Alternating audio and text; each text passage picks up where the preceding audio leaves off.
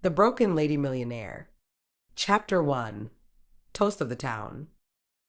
At 80 years old, Kay Clark didn't justify her age, she redefined it. The African American millionaire was Harlem's queen of real estate and home design, known for transforming old shacks into dream homes. Her air of confidence was unmatched, and her work ethic was legendary. But behind her polished exterior lay a crippling secret. Kay was terrified of the dark. Kay's fear dictated every aspect of her life. She was never seen outside after 7 p.m. in the summer or 5 p.m. in the winter. Panic attacks would seize her if she found herself outdoors as the sun set. At home, her fortress was armed with 5 handguns and 2 sharp samurai swords hanging within arm's reach. She was a black belt in karate, and her paranoia was finely honed into precision self-defense. Her mother often tried to reassure her. Kay, something like that won't happen again, my dear. You don't have to be so afraid. But the past had already shaped Kay's entire existence. Chapter 2. The Haunted Past. To understand Kay's fear, we must go back 60 years to Buffalo, New York. 16-year-old Kay lived in a tight-knit black community, surrounded by family and friends. One Halloween night, the unthinkable happened.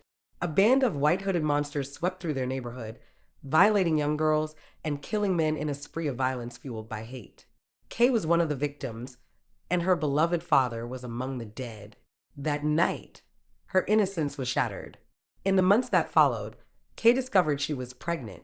Though her mother loved her fiercely, she refused to let Kay keep the child. That baby is a reminder of something too painful, her mother said, her voice trembling. Heartbroken, Kay gave up her beautiful caramel-skinned son and vowed to rebuild her life. Her mother moved them to the Bronx, into the home of her bitter older sister, Ida. Ida was a tall, high-yellow woman, with a permanent scowl and a history of heartbreak. She had been betrayed by her first love, Bruce, who left her for her chubby best friend, Dixie. Ida's bitterness permeated the household, but Kay focused on the future. After completing a home economics certificate, Kay got a job at a home furnishing store owned by an Italian family. She was a natural salesperson and had an uncanny ability to visualize the perfect home for her customers. One day, she sold a client on furnishing their entire house. Her boss, astonished, promoted her to the store's first in-house interior consultant. With this success, Kay and her mother moved to Harlem, renting a tiny studio apartment. Kay vowed that they would never rely on anyone else again. Chapter 3. The Rise of an Empire. Kay's career blossomed as she worked tirelessly, commuting from Harlem to the Bronx. Her boss, impressed by her work ethic and talent, secretly paid her more than the white employees and advised her never to disclose her salary. Kay, her mother said one day, we can't keep all this money in the apartment. It's dangerous. What should we do with it, Mama? Buy a house, her mother replied. Kay's boss guided her through the process, and with his help, she purchased a stunning brownstone in Harlem, paying in cash. The 3-floor home became a symbol of her hard work and independence. Not long after, Kay's boss offered her a chance to buy the furniture store. His children weren't interested in the business, so he agreed to a payment plan. Kay embraced the opportunity, transforming the store into an empire by combining real estate, interior design, and custom furnishings. Her services were sought after by everyone, from working-class families to Harlem's elite. Chapter 4. The Millionaire with Secrets. By the 1980s, Kay was a household name in Harlem. Her empire continued to grow, but whispers about her peculiar habits followed her everywhere. Why did Kay refuse to schedule meetings or transactions after dark? Why was her home fortified like a castle? In her later years, the rumors intensified. Then, one fateful night, her 101-year-old mother said, Kay, it's time to tell your story. The whole story. Kay nodded. I think you're right, Mama. Chapter 5. The Confession.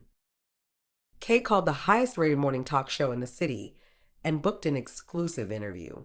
Good morning, Miss Clark. It's an honor to have you here, the host began. Thank you for having me, Kay replied. Her voice was calm but resolute. Let's get right to it. There have been rumors about your strict adherence to time and your fear of the dark. Are they true? Kay took a deep breath. Yes, they're true. I'm terrified of the dark. That fear has cost me friendships, relationships, and peace of mind. Let me tell you why. She recounted the harrowing events of her youth, the attack, the loss of her father, and the baby she had to give away. The audience was stunned. Some viewers who had lived in Buffalo during that time were equally shocked. They thought everyone involved had perished.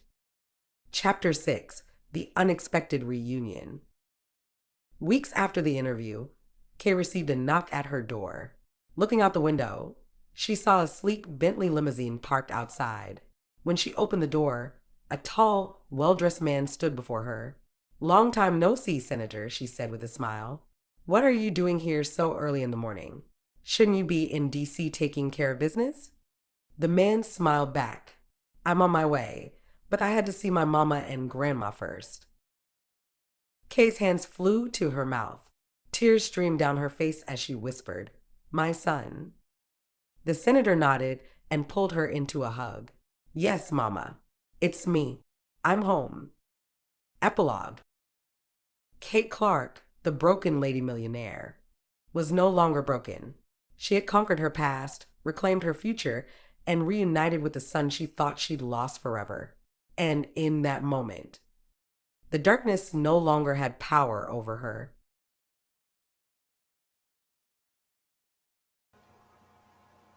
I hope you've enjoyed our story. Don't forget to like, share, and subscribe.